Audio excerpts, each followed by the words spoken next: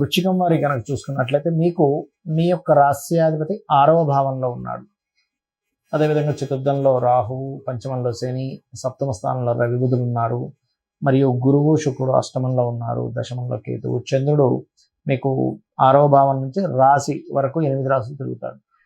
ఇవి ఏ సమయంలో అంటే ఏ డేట్ నుంచి ఏ సమయంలో ఇవి మారుతున్నాయి, దీనివల్ల మీకు కలిగే ఫలితాలు ఏమిటి అనేటువంటి అంశాలు చెప్తుంది నేనైనప్పటికీ చెప్పిస్తుంది సాక్షాత్ లలిత అమ్మవారిగా భావిస్తూ, గ్రహాలు ఏ ఏ రాశుల్లోకి ఏ సమయంలో మారుతుంది అనే విషయం కనుక చూసుకుంటే 11వ తేదీ కుజుడు మారిపోతున్నాడు.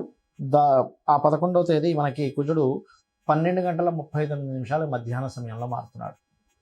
అయితే దాని యొక్క ఎఫెక్ట్ 1-2 డేస్ ముందు నుంచే ఉంటుంది. అది ముఖ్యంగా ఎండ మీద, అంటే తీవ్రమైనటువంటి దీని మీద, రాజకీయ నాయకుల మీద, రాజకీయ నాయకులకు వచ్చే ఎఫెక్ట్ మీద ఉంటుంది.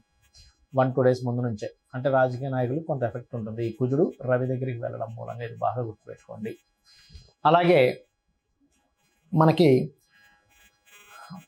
14వ తేదీ శుక్రుడు మిథున రాశిలోకి, అంటే 10:54 గురువుతో వెళ్ళి కలుస్తున్నాడు. దీనివల్ల కొన్ని మంచి ఫలితాలు కూడా ఉన్నాయి. అది మీ రాశి వారికి ఎటువంటి మంచి ఫలితాలు ఇస్తాయో చెప్తాను మీకు. అదేవిధంగా బుధుడు రవి కనుక తీసుకున్నట్లయితే, రవి బుధుడు ఇద్దరు కూడా 15వ తేదీ మారుతున్నాడు. కాకపోతే బుధుడేమో అర్ధరాత్రి 12:32 మారుతున్నాడు 15వ తేదీ, అంటే తెల్లవారితే 15 అనగా అర్ధరాత్రి.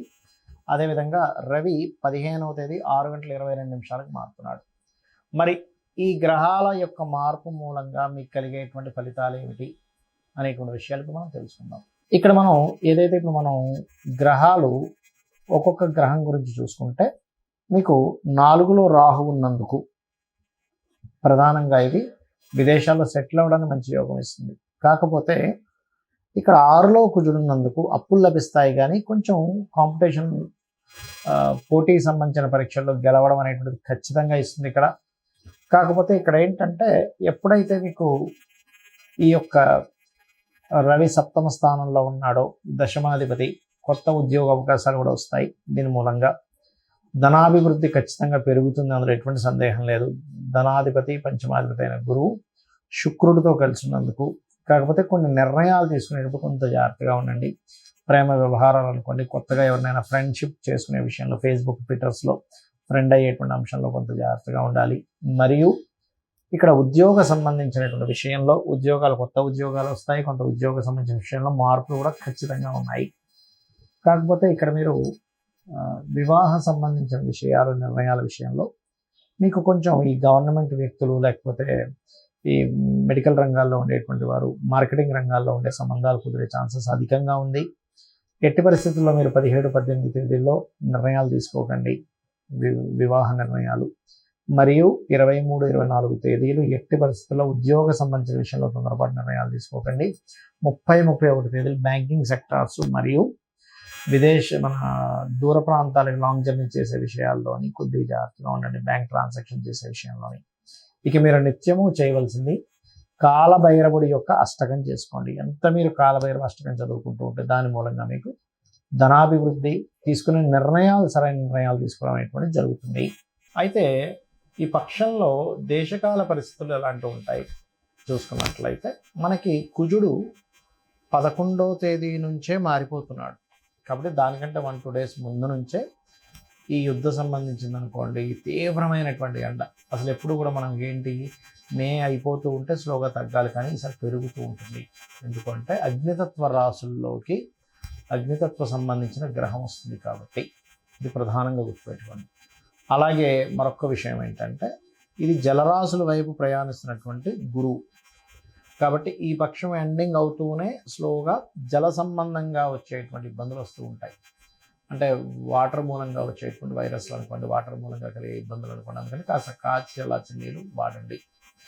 మరి ఈ యొక్క రవి బుధులు ఇద్దరూ కూడా ఎప్పుడైతే వృషభ రాశిలోకి వస్తున్నాడో, మరి దేశకాల పరిస్థితుల్లో ఎటువంటి సంఘటనలు ఉంటాయి అనేటువంటిది కనుక చూసుకున్నట్లయితే, ఇక్కడ కొంచెం గోల్డ్ రేట్లో పెరగడానికి, గోల్డ్ రేట్ అనేటువంటి కొంచెం హై అవ్వడానికి ఎక్కువ ఛాన్సెస్ ఉంటాయి. మరియు ఈ శుక్రుడు గురువు ఈ యొక్క సంబంధం ఏర్పడింది కాబట్టి ఈ క్రియేటివ్ రిలేటెడ్గా కొంత విద్యా సంబంధించినటువంటివి ఏవైతే ఉంటాయో, విద్యా సంస్థలు కానీ విద్యా సంబంధించిన విషయాలు క్రియేటివ్గా కొన్ని ప్రవేశపెట్టడం జరుగుతుంది. అయితే ఈ ఈ ముఖ్యంగా శని ఎప్పుడైతే మీనరాశిలో ఉంటున్నాడో, మీనరాశిలో ఉండేటువంటి శని గురువు యొక్క రాశుల్లో ఉన్నందుకు ఇక్కడ మొత్తం 5 రాసుల వారికి శని ప్రభావం ఎక్కువగా ఉంటుంది. ఎవరికి? మేషం వరకు 1 సంవత్సరం వరకు ఏలినాటి శని ఉంది. ఇంకొక సంవత్సరం అయిపోయింది కాబట్టి 6.5 సంవత్సరాల వరకు ఉంది మేషం వారికి. మీనం వారికి 4 సంవత్సరాలు, కుంభం వారికి 1 సంవత్సరం వరకు ఉంది.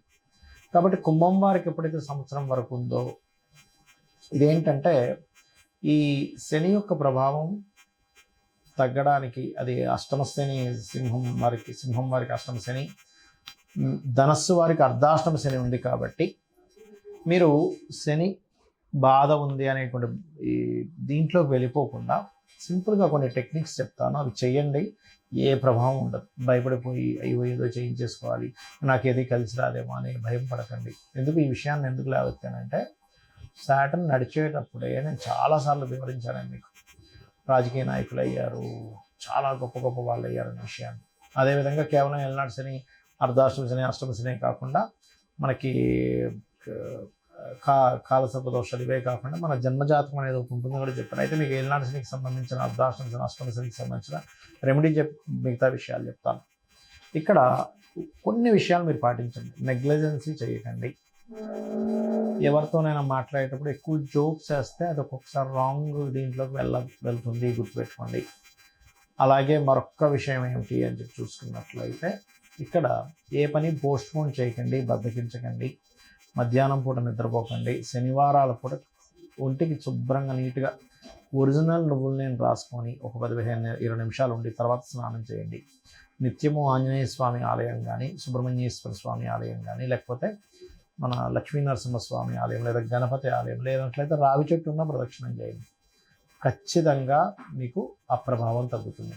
ఎప్పుడూ కూడా గ్రహాలు గోచారంలో మారుతున్నప్పుడు, గోచారం అంటే కాలంలో జరిగే మార్పులు బట్టి మీ యొక్క జాతకానికి బలాబలాలు తగ్గడం పెరగడం జరుగుతూ ఉంటాయి. కానీ మీ పర్సనల్ చార్ట్ అనేది ఒకటి ఉంటుంది. లగ్నం నుంచి 12 భావాలు. అంటే లగ్నం అంటే మీ యొక్క పర్సనాలిటీ, మీరు ఎందుకు ఎదగలేకపోతున్నారు, మీరు ఎందుకు ఇంత టాలెంటెడ్గా ఉన్నారని చెప్పేది. ధనస్థానం, ధనాన్ని ఇచ్చేటువంటి భావం ఎలా ఉంది, ధనభావము, పంచమ భావము, లాభభావము, భాగ్యభావాన్ని చూసి ధనం మీకు ఏ మార్గంలో వస్తుందో తెలుస్తుంది. అదేవిధంగా అన్నదమ్ములతోని లేకపోతే దాయాదులతో ఎందుకు శత్రుత్వాలు ఉన్నాయి, ఎందుకు మిస్కమ్యూనికేషన్ అవుతుంది అనేది 3వ భావము. 4వ భావం ఏదైతే ఉందో పర్టికులర్గా మీకు విద్యా సంబంధించిన, ప్రాపర్టీ సంబంధించిన, ఎప్పుడు కొనాలి, ఏ డైరెక్షన్ కొంటే మంచిది అనేటువంటి చెప్తుంది. సంతానం పంచమ భావము. 6వ భావం ఏదైతే ఉందో 6th హౌస్ అంటారు. ఆ 6th హౌస్ ఏదైతే ఉందో మీకు పర్టికులర్గా ఇచ్చేటువంటి రిజల్ట్, ఇది రోగస్థానంగా చెప్తూ ఉంటారు, పూర్వజన్మ కర్మస్థానంగా చెప్తూ ఉంటారు. కాబట్టి 6వ భావంలో ఏవైతే గ్రహాలు ఉంటాయో ఆ గ్రహాలకు సంబంధించిన దానం ఎక్కువగా చేస్తూ ఉండండి మీరు. అప్పుడు ఏమవుతుందంటే మీకు ఇబ్బంది అనేటువంటిది రాదు. ఇది బాగా గుర్తుపెట్టుకోండి. అలాగే 7వ భావాన్ని బట్టి మీకు వచ్చే పార్ట్నర్, మీకు వచ్చే జీవిత భాగస్వామి ఎలా ఉంటారు అనేటువంటిది. అష్టమాన్ని బట్టి మీ లైఫ్లో జరిగేటువంటి సంఘటనలు, ఆకస్మిక సంఘటనలు చెప్తుంది. భాగ్య భావాన్ని బట్టి మీ ఉన్నత విద్యలు, తండ్రి యొక్క స్థితి. దశమ భావాన్ని బట్టి మీ కెరియర్ గ్రోత్ ఎలా ఉంటుంది, ఎందుకు గ్రో అవ్వలేకపోతున్నారు. లాభభావాన్ని బట్టి మీకు జరిగేటువంటి లైఫ్లో పొందే సక్సెస్. 12వ స్థానాన్ని బట్టి మీ ఇన్వెస్ట్మెంట్స్ ఎప్పుడు చేయాలి, మీరు విదేశాలకు వెళ్తే బాగుంటుంది, ఇక్కడ ఉంటే బాగుంటుంది అని విడివిడిగా ఉంటాయి ఇప్పుడు ఆస్ట్రాలజీలో. అంతేగాని మూసగా ఎల్నాడిసి నడుస్తుంది కాబట్టి నాకేం కలిసి రాదు, కాలసర్ప యోగం ఉంది కాబట్టి నాకేం కలిసి రాదు అనేటువంటిది ఉండదు. అలా ఎక్కడా మహర్షి చెప్పలేదు. ఏ భావానికి ఆ భావం చాలా స్పష్టంగా ఈ భావానికి సంబంధించిన ఫలితం వస్తుంది కాబట్టి నీకు ఇలా జరుగుతుంది, ఈ భావానికి సంబంధించిన ఫలితం నీకు అంత బలంగా లేదు కాబట్టి నువ్వు ఇబ్బంది పడుతున్నావు, సో దానికి పరిహారం చేసుకునేటువంటిది ఉంటుంది. అయితే జాతకం తెలియదు, నాకేం అర్థం కావట్లేదు, నా రాంగ్ టైం ఉంది, నా టైం సరిగా లేదు అని అనుకునేవారు సింపుల్గా ఏం లేదు. రోజు నిత్యము ఉదయం నిద్ర లేచిన వెంటనే సూర్యుడికి అర్ఘ్యం వదలండి, లలితా పారాయణం చేయండి, నిత్యము ఏదైనా ఒక ఆలయానికి వెళ్ళడం చేయండి, ధర్మబద్ధమైనటువంటి జీవితాన్ని గడపండి, గోశాలకు వెళ్ళి గోసేవ చేయండి. చాలు. ఈ పనులు మీరు చేసుకుంటూ వెళ్తుంటే, గోవులో సకల దేవతలు ఉంటారు కాబట్టి సకల గ్రహాలు, సకల దేవత ఇవి పోతుంది. నిత్యము దేవతారాధన చేయడం వల్ల ఇంట్లో మీకు అక్కడ చాలా దోషం పోతుంది.